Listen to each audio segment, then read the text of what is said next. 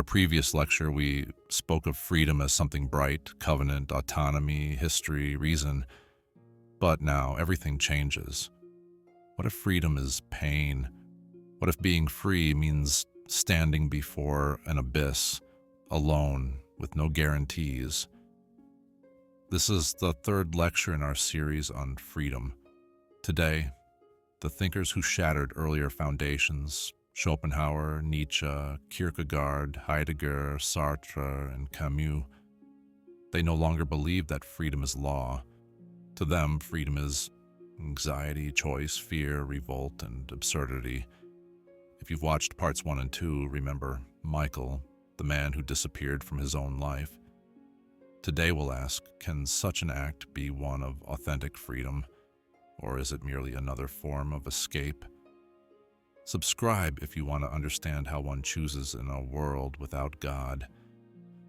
The next 15 minutes will transform your notion of freedom, because here freedom is not comfort, but tragedy.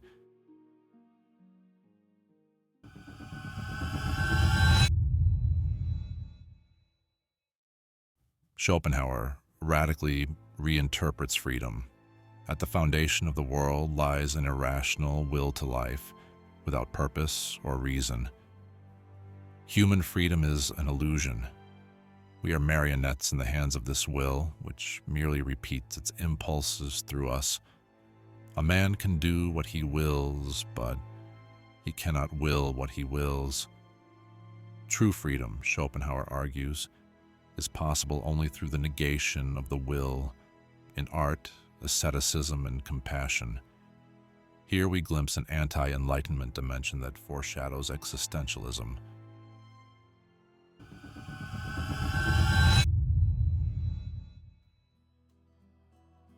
Nietzsche rejects Schopenhauer's pessimism and offers a new foundation, the will to power as an affirmative, life-enhancing becoming. Free is the one who creates values, not the one who submits to them. He who lives as an artist, creating himself, is free. The old morality is the morality of slaves, promoting weakness, guilt, and self-denial. Nietzsche calls for a revaluation of all values, a rejection of universalism, and a return to the body, passion, and form.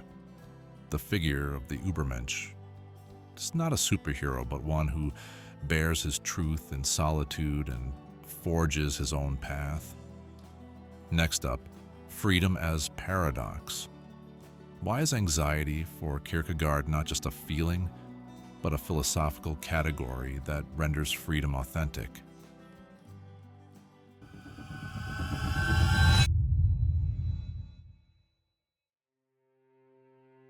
Can you be free and not fear that freedom?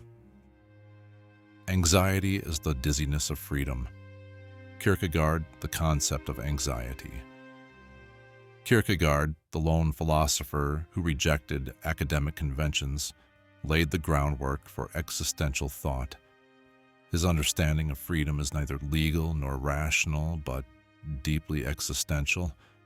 Freedom is lived as anxiety, as a threat to one's very being, and as an inescapable choice of self.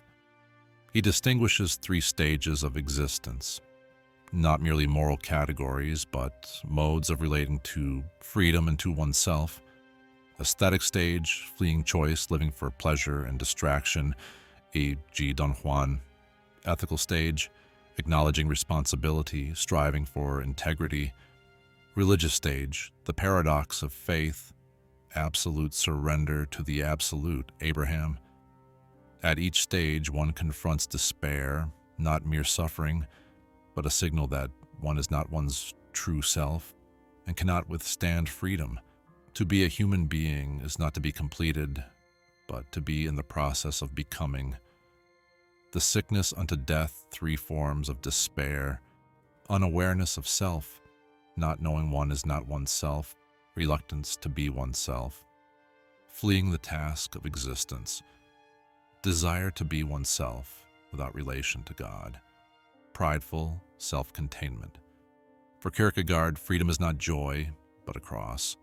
It opens us not to a simple choice between A and B, but to the choice of ourselves, always accompanied by anxiety.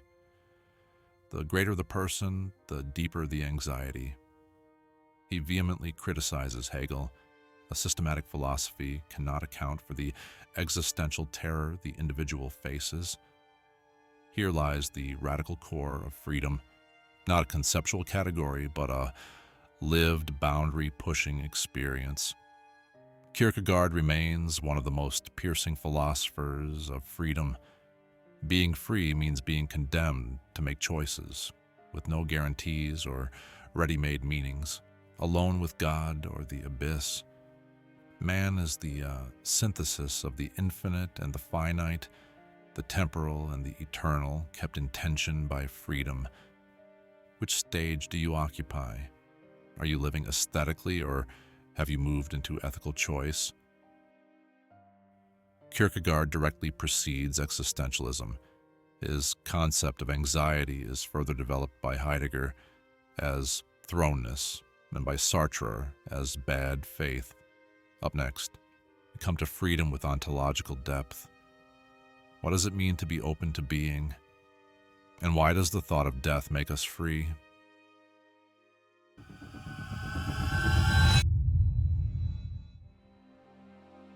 What if freedom is not about choosing among options, but about being itself? Freedom is not choice, but belonging to the openness of being. Being in time for Heidegger. Freedom is less a moral category than an ontological structure of human existence.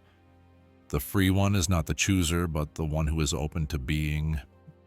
This openness means that Dasein, being there, is always already in the world, yet not absorbed by it.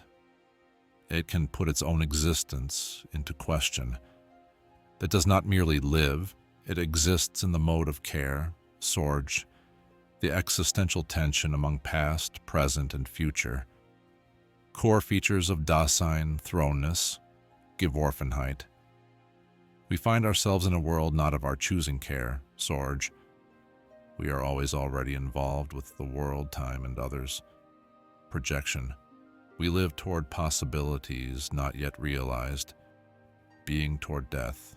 Awareness of finitude makes authenticity possible. Man is the shepherd of being. Letter on humanism. A key structure is being toward death, sein zum Tode. It's not merely the fact of our mortality, but the realization that death is our most personal, unavoidable possibility. Only by confronting this can one reject the they, the anonymous masses, and live authentically. Thus, freedom is not external possibility or moral choice, but a resolute decision to embrace one's thrownness into the world and nonetheless be open to being. Recall a moment when you vividly sensed life's finitude. How did it change you? Heidegger calls us shepherds of being, not creators of being, but guardians of its sense by opening ourselves to truth that does not belong to us.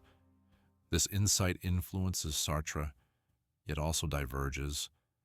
Sartre will speak of freedom as a sentence, Heidegger as the truth of being. Next up, freedom as condemnation. Sartre offers no escape except to bear the burden of choice.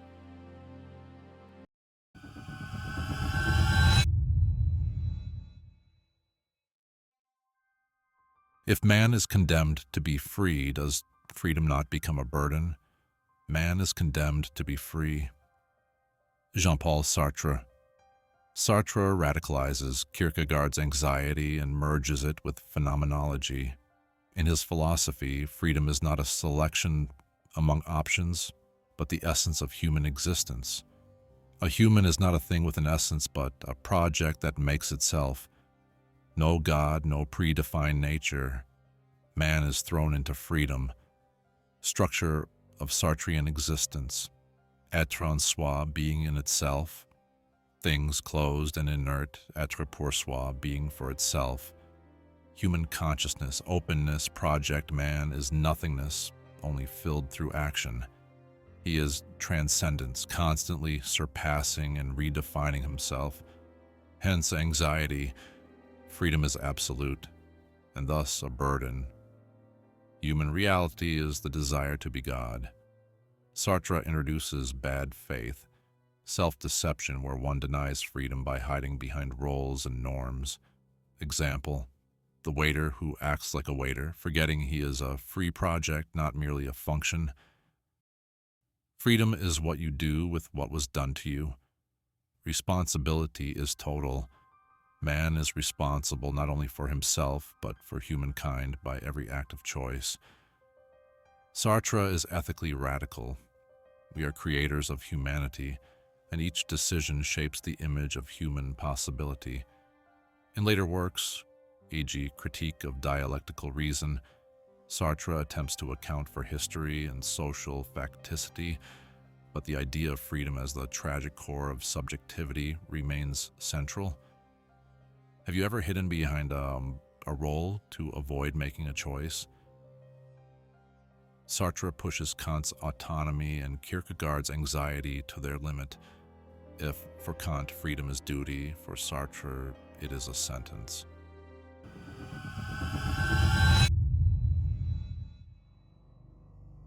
If the world is meaningless, why keep living?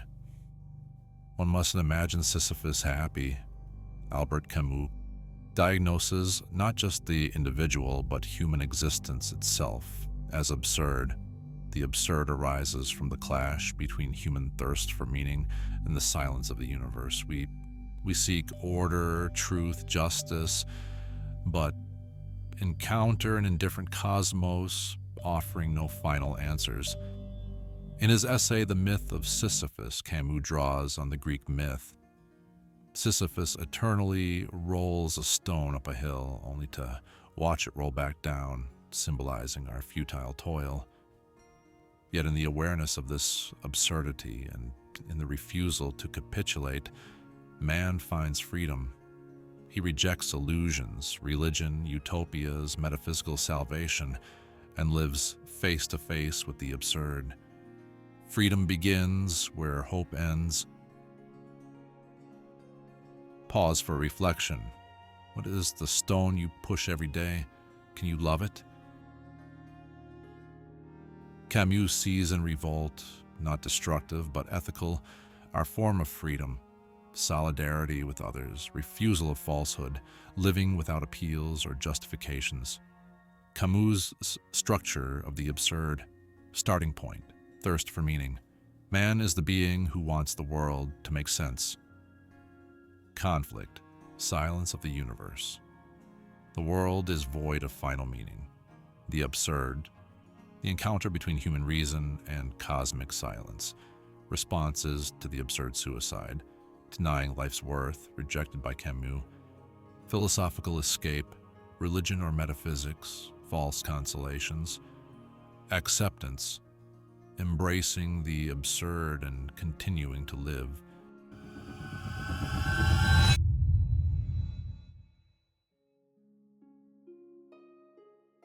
We have journeyed from will as suffering to the will to power, from anxiety to authenticity, from bad faith to absurd revolt.